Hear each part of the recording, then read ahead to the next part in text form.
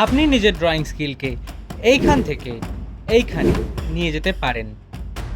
কিন্তু 95% বিগনার আর্টিস্ট সব থেকে বড় যে ভুলগুলি করে থাকে সেগুলি হলো, প্রথমত লাইন ড্রয়িং এড়িয়ে যাওয়া, দ্বিতীয়ত ভ্যালুর ব্যাপারে না জেনেই শেডিং শুরু করে দেওয়া, তৃতীয়ত তারা প্রত্যেকেই ডিটেলের উপর ফোকাস করে এবং বেসিকটিকে এড়িয়ে যায়। নমস্কার বন্ধুরা, আজ আমি আলোচনা করব ড্রয়িং ফান্ডামেন্টালস নিয়ে।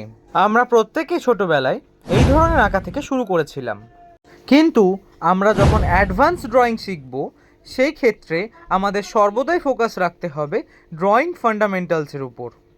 ড্রয়িং ফান্ডামেন্টালস স্ট্রং করতে হলে প্রথমেই আমাদের যে পয়েন্টগুলিতে ফোকাস রাখতে হবে সেগুলি হলো line drawings, proportion, light and shadow, composition and the most important shape and edges.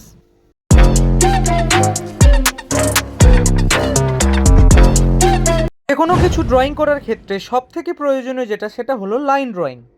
আমরা প্রত্যেকে সব থেকে বড় যে ভুলটা করে থাকি কিছু আঁকার সময়, সেটা হলো আমরা প্রথমেই কার্ভ লাইন টানার চেষ্টা করি। ঠিক সেই কারণেই আমরা যা কিছুই আঁকি না কেন সেটার অ্যাকিউরেসি কিন্তু আমরা হারিয়ে ফেলি। কিন্তু আমরা যদি একটু সিম্পলভাবে আঁকার চেষ্টা করি, প্রথমেই কার্ভ লাইনের ব্যবহার না করে প্রথমে কিছু স্ট্রেট লাইন টেনে সাবজেক্টের আকারটি নিয়ে চলে আসি এবং তারপর ধীরে ধীরে কার্ভ লাইন ইউজ করে সাবজেক্টটিকে ফুটিয়ে তোলা খুবই সহজ হবে।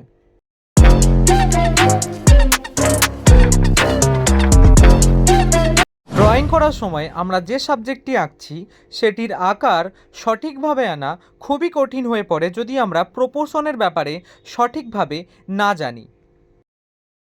প্রপোর্শন স্ট্রং করার কিছু উপায় হলো, ছবি আঁকার সময় আমরা যখন কোনো সাবজেক্টকে দেখছি সেই সময় যদি আমরা সেই সাবজেক্টটিকে একটি শেপের মাধ্যমে দেখার চেষ্টা করি, ট্রায়াঙ্গেল হতে পারে, সার্কেল হতে পারে, যে কোনো শেপের মাধ্যমে যদি আমরা দেখি তাহলে কিন্তু শেপের মাধ্যমে আঁকতে আমাদের খুবই সুবিধা হবে।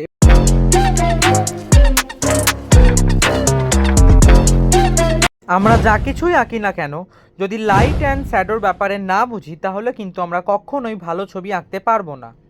এই ছবির মধ্যে যে গোলাকার বলটি আমরা দেখতে পাচ্ছি, এই বলটির বিভিন্ন জায়গায় বিভিন্নভাবে আলো কিন্তু প্রতিফলিত হচ্ছে, ফলত কোথাও প্রচণ্ড লাইট এবং কোথাও প্রচণ্ড শ্যাডো দেখতে পাচ্ছি।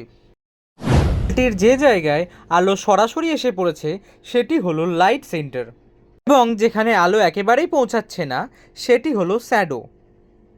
এই লাইট সেন্টার এবং শ্যাডোর মাঝের যে অংশ সেটির নাম হলো হাফ টোন বা মিড টোন এবং বলটির এজ অর্থাৎ ধারের দিকে একটি আলো প্রতিফলিত হচ্ছে, সেই আলোটির নাম হলো বাউন্সিং লাইট বা রিফ্লেক্টেড লাইট। এখানে আরও দু ধরনের শ্যাডো দেখা যাচ্ছে, একটা হলো কাস্ট শ্যাডো, একটা হলো অকালসন শ্যাডো।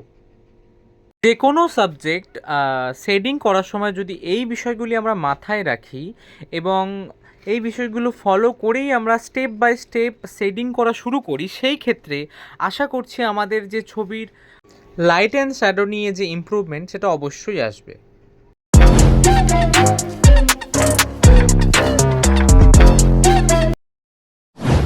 ড্রয়িংয়ের অন্যতম একটি প্রধান অংশ হলো কম্পোজিশন। এখনও অবধি যত উচ্চমানের আর্টিস্টদের আমরা চিনি তাদের প্রত্যেকেরই ছবিতে লক্ষ্য করব কম্পোজিশনের গুরুত্ব কতটা। কম্পোজিশন স্ট্রং করতে হলে প্রথমে যেটা করতে হবে, প্রচুর ফ্রি হ্যান্ড স্কেচ করতে হবে। ফ্রি হ্যান্ড স্কেচ করার সময় আমাদের মাথায় রাখতে হবে যে ছবিটি আঁকছি তার মধ্যে বিভিন্ন সাবজেক্ট এবং অবজেক্ট দিয়ে ছবিটিকে সুন্দর করে সাজিয়ে তোলা।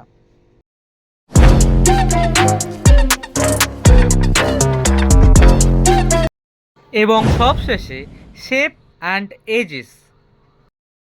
যখন আমরা কোনো কিছু ড্রয়িং করব সেই সময় যদি যে সাবজেক্টটি আমরা আঁকছি তার নির্দিষ্ট আকারে আমরা না দেখে বিভিন্ন শেপের মাধ্যমে দেখি তাহলে কিন্তু ছবি আঁকার প্রসেসটা খুবই সহজ হয়ে যাবে।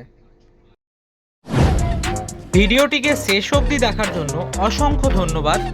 ড্রয়িং রিলেটেড এই ধরনের আরও ভিডিও পেতে চ্যানেলটিকে অবশ্যই সাবস্ক্রাইব করে নেবেন এবং আরও যাদের ভিডিওটি প্রয়োজন হতে পারে তাদের সাথে ভিডিওটি অবশ্যই শেয়ার করে দেবেন এবং আপনার মন্তব্য কমেন্ট বক্সে জানাতে একেবারেই ভুলবেন না।